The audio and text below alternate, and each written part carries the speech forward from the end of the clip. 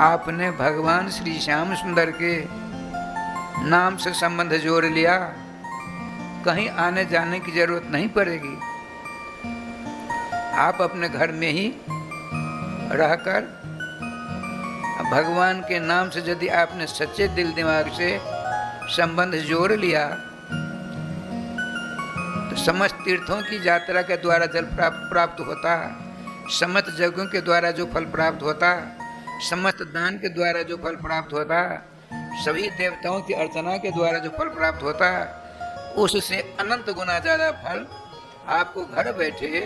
भगवान के मंगलमय, मधुमय, आनंदमय तथा रसमय नाम से यदि आपने मनसा वाचा कर्म सच्चे दिल से संबंध संस्थापित कर लिया तो सर्वेश्वर श्याम सुंदर आपके समक्ष विद्यमान हो जाएंगे, इसमें दो राय नहीं है।